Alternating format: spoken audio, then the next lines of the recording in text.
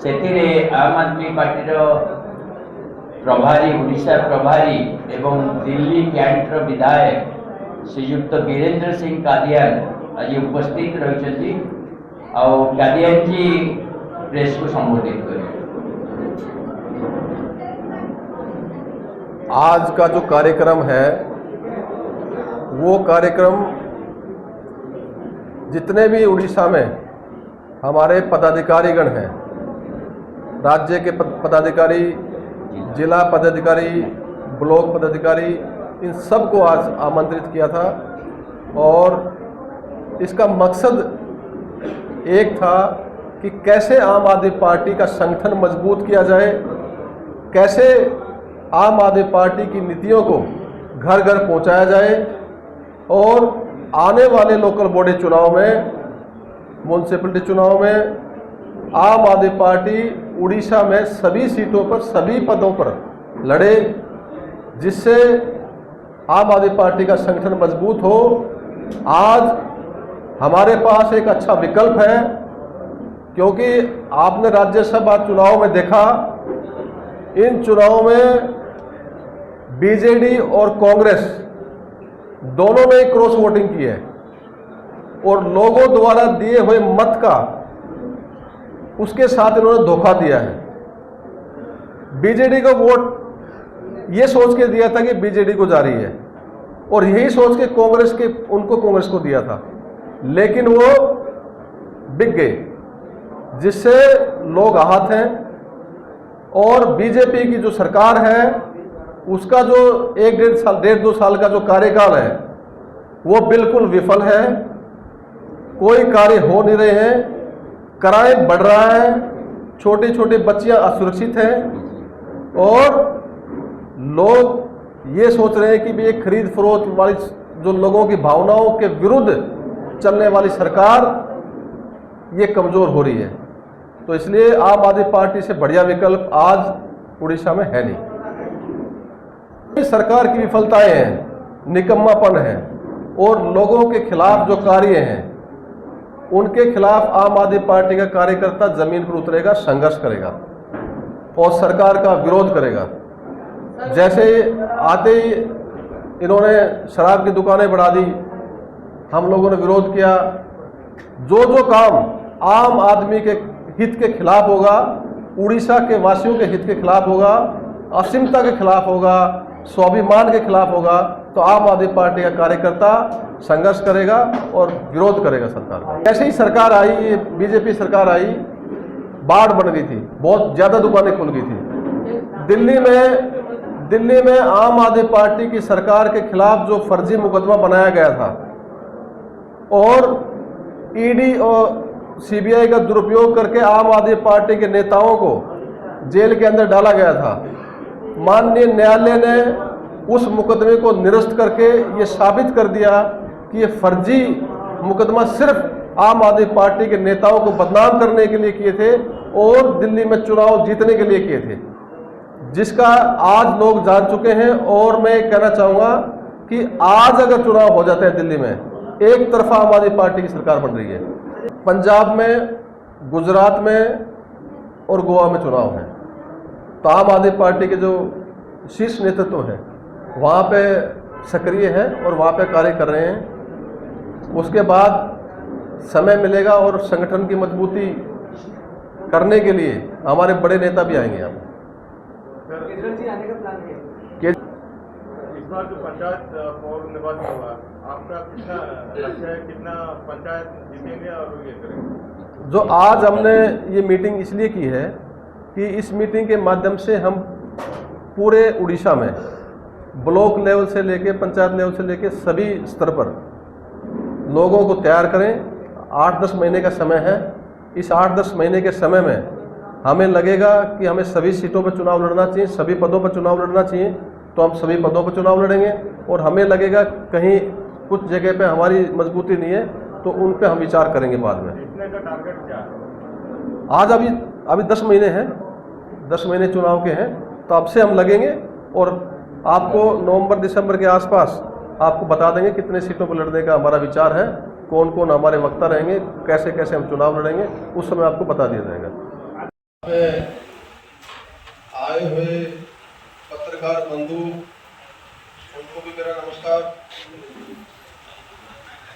अभी सभी वक्ताओं ने अपने अपने विचार रखे, पार्टी के सिद्धांतों के बारे में बताया, विचारधारा क्या है, आगामी हमारी रणनीति क्या है, इस पे चर्चा हुई। और निशिकांत जी, इनकी बात में समझ रहा था कि अब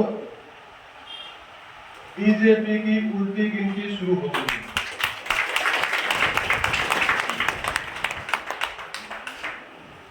इसलिए भी कह रहे हैं क्योंकि जो ये वर्तमान केंद्र की सरकार है, ये सभी मोर्चों पर विफल हो चुकी है। ऑपरेशन सिंदूर से लेके आपने देखा किस प्रकार से हमारे बहनों को उनसे पूछ कर उनके सुहाग उजाड़े, और जब देश की सेना ने उन पर आक्रमण किया तो बीच में ही अमेरिका से आदेश आ गया कि अब लड़ाई बंद करो। ये कहना है ट्रंप का। और अब जब देश पर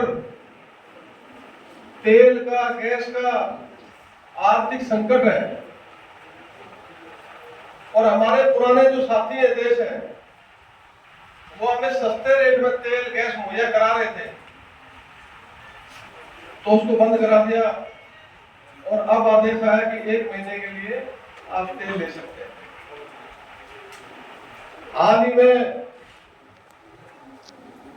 एक प्रोफेसर जिन्होंने इनकी बायोग्राफी लिखी है, उनका आपने ट्वीट देखा होगा। इससे पहले इनके ही नेताओं द्वारा क्या क्या कहा गया, ये सब आप जानते हो।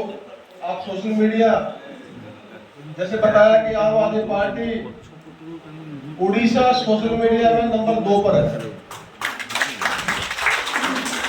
तो इसका मतलब ये है कि आप सारे सोशल मीडिया पर देखते हो जो घटनाक्रम हो रहा है देश में, राज्य में, राजनीति में। इन सब बातों से कयास ये लगाया जा रहा है कि जल्दी ही केंद्र की सरकार जाने वाली है।